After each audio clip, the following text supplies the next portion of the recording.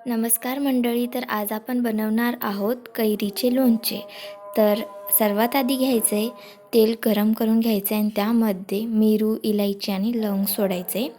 गरम तेलामध्ये सोडायचे आणि लवंग, मिरू, इलायची वर येऊ द्यायचे. त्यानंतर मी इथे आंब्याचे छोटे छोटे फोड करून घेतलेत. आता हे आंबे एक दिवस आधी कट केले आणि त्याला एक दिवस उन्हामध्ये वाळू घातलं. म्हणजेच आज आपण वाळलेल्या कैरीचं लोणचं बनवणार आहोत. तर त्यामध्ये लागणारी सामग्री हळद, तिखट लाल मिरची पावडर आणि 1.5 चम्मच मीठ. तर हे सगळं लागणार आहे आणि यामध्ये तिखीचं पेस्टसुद्धा आपण ॲड करतो, पण ते आपण शेवटी करणार आहोत कारण आज आपण वाळलेल्या कैरीचं लोणचं टाकणार आहोत. त्यासाठी ही पद्धत वापरावी, कारण अशा पद्धतीने जर का लोणचं टाकलं तर आपलं हे लोणचं वर्षानुवर्ष टिकतं, बुरशी लागत नाही आणि जास्तीत जास्त टेस्टी लागतं. तर सर्वात आधी थोडंसं मीठ हे या फोडीवरती टाकायचे आणि बाकीचं मीठ हे या मिश्रणमध्ये मिक्स करून घ्यायचे. म्हणजेच हळद आणि तिखट मिरची पावडर आणि त्याचमध्ये हे मीठ एकत्र मिक्स करायचे व्यवस्थितपणे.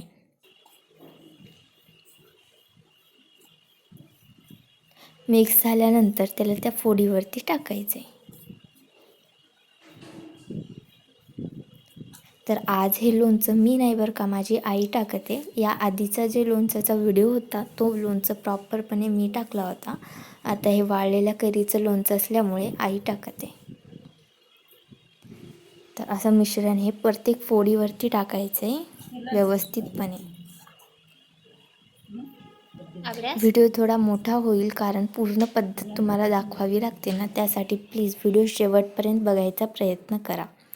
आता त्यानंतर आपण ते गरम केलेलं तेल या फोडीवरती टाकायचे. आता हे तेल आपण याच्यावरती टाकून दिलं. आता परत एक माप तेल गरम करून घ्यायचे. आता ते गरम केलेलं तेल आपण नंतर परत एकदा टाकणार आहोत. तर पूर्णपणे मटेरियल टाकल्यानंतर कळशीच्या सहाय्याने त्याला मिक्स करायचे. हाताने केल्यावर तुमच्या हाताची आगसुद्धा होऊ शकते.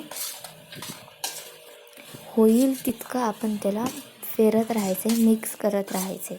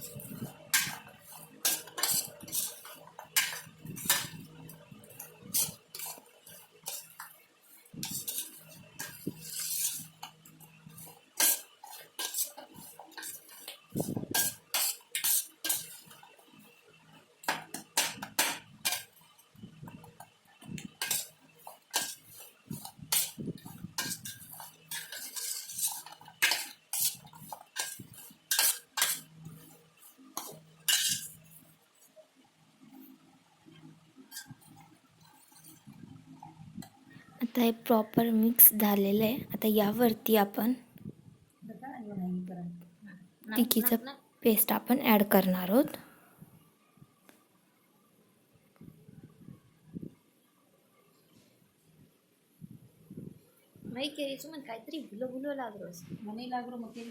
आता आपण अंदाजे घेतलेले, मम्मीचा मोजून घेत नाही, तिच्या आकारानुसार तिनं हातात घेऊन टाकत असते.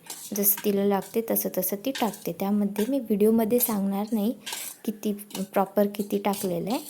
तुम्ही पाहू शकता. आता हे कैरीचं जे लोणचं आहे ना, हे 1 किलो कैरी आहे. तर त्यानुसार तुम्ही हे मिश्रण ॲड करू शकता.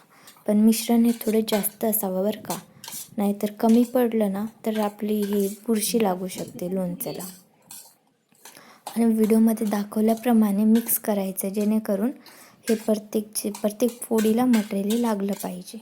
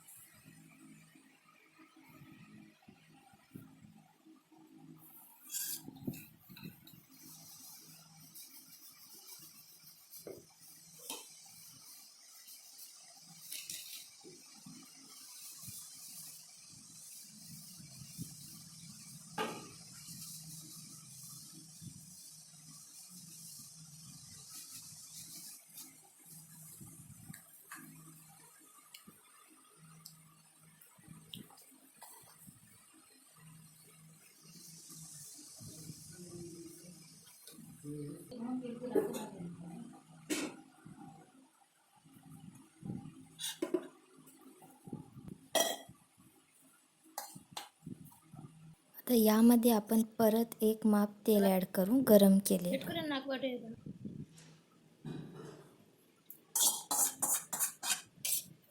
आणि त्याचबरोबर 7-8 पाकळ्या लसणाच्या सुद्धा ॲड करायचे आहेत, असं मधातून कट करून.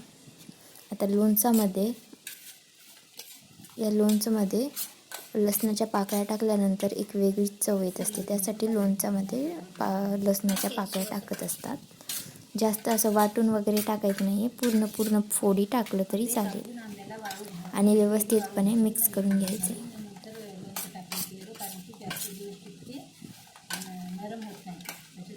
बस आता यानंतर यामध्ये काहीच ॲड करायचं नसते.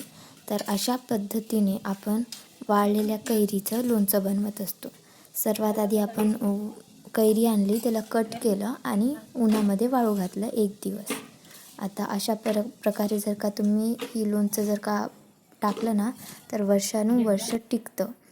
आता पूर्णपणे आपण एका बरणीमध्ये टाकून घेणार आहोत आणि कशी वाटली तुम्हाला आजची लोणच्याची रेसिपी हे मला कमेंट करून नक्की कळवा आणि ही रेसिपी एकदा नक्कीच फॉलो करून पहा. भेटूया पुढच्या व्हिडिओत. Bye bye.